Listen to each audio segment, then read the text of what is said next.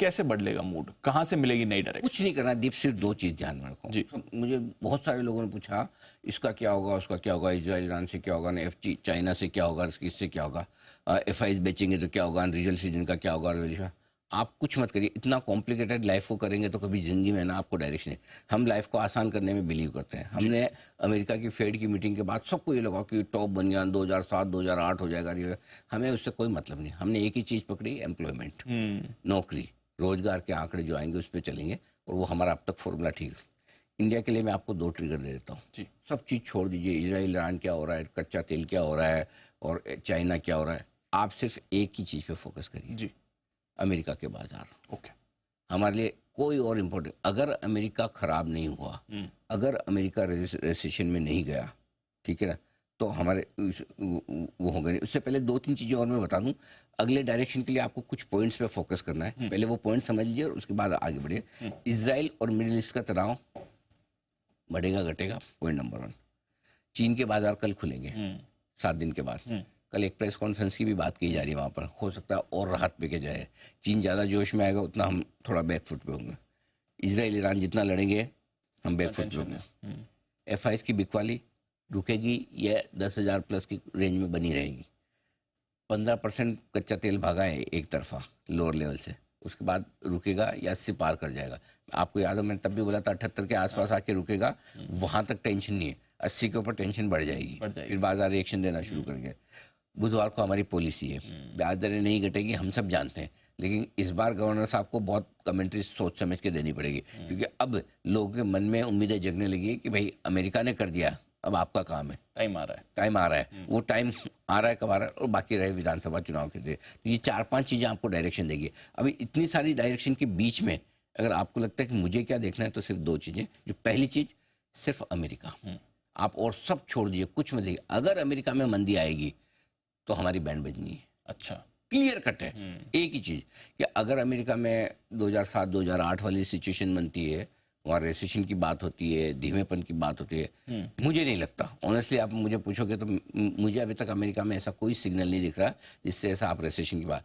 2008 की बात अलग थी, आज बहुत अलग है, फ़र्क है काफ़ी। इकोनॉमिक ग्रोथ अभी भी मजबूत है, नौकरियों के आंकड़े देखिए, तो अभी तक तो अमेरिका की इकोनॉमी कहीं कोई कमजोरी के संकेत नहीं दे। बाकी सब हम पचा लेंगे।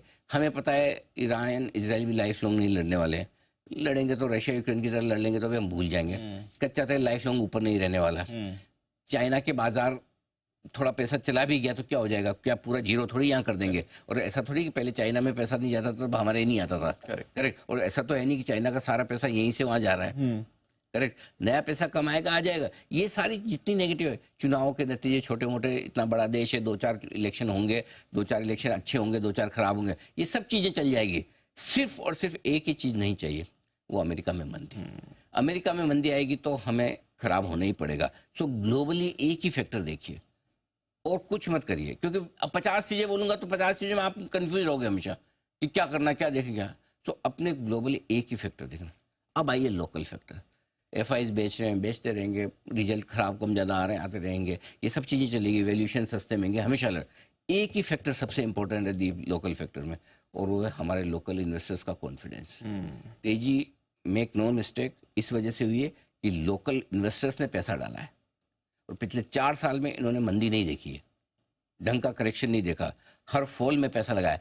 पहली बार उनको थोड़ा डाउट हो रहा है कि पैसा लगाएं कि नहीं लगाएं। अगर लोकल पैसा आना कम हुआ, अगले 1-2 महीनों में SIP कम हो जाती है, या रिडम्पशन शुरू होते हैं, या लोगों को लगा कि लाइफ आई पे अब पैसा निकालना शुरू हुआ, अगर लोकल मनी ठंडी पड़ी तो ही हमारे बाजार गिरेंगे। तो 2 फैक्टर, ग्लोबल, खाली अमेरिका देखिए, मतलब बाकी चीज़ें रोज रोज देखना। मैं इन्वेस्टर्स की बात कर रहा हूँ, इन्वेस्टर्स को कैसे कॉल लेना है। ग्लोबली आपको सिर्फ अमेरिका के बेसिस पे कॉल लेना है, लोकल आपको सिर्फ लोकल मनी के, जहाँ, क्योंकि देखो लोकल पैसा ठंडा पड़ता दिखेगा ना तो फिर FIs हावी होंगे, तो फिर FIs हावी होंगे। और FIs कब हावी होंगे, हल्का भी ग्लोबल नेगेटिव हुआ और हमारे लोकल पैसा ताकत नहीं दिखाएगा तो फिर दिक्कत है।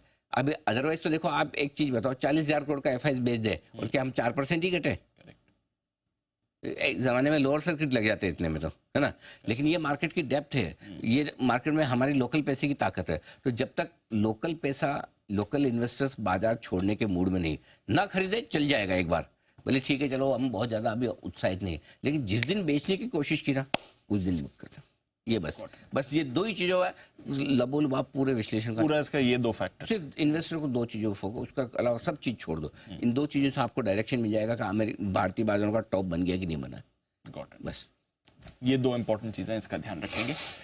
आज के लिए, इस हफ्ते के लिए कुछ अहम 24,750, 24,850 6 सितंबर के जो लो हैं वो इंपॉर्टेंट सपोर्ट है। और बैंक निफ्टी पर 53,000, 50,375, 50,575 ये 6 सितंबर के लो है। सितंबर महीने के लो जहां से हम रिकवर होकर लाइफ टाइम हाई बनाकर भागे हैं, ये अब आपके सबसे इंपॉर्टेंट लेवल है। इसके नीचे टूटने पर कमजोरी आपकी बढ़ेगी, फ्रेश गिरावट के लिए आप खुल जाएंगे। ठीक है, अब आपको रिकवरी है, आज भी है, जैसे 1 से 2% की रिकवरी एशिया में। आपको रिकवरी में क्या करना है?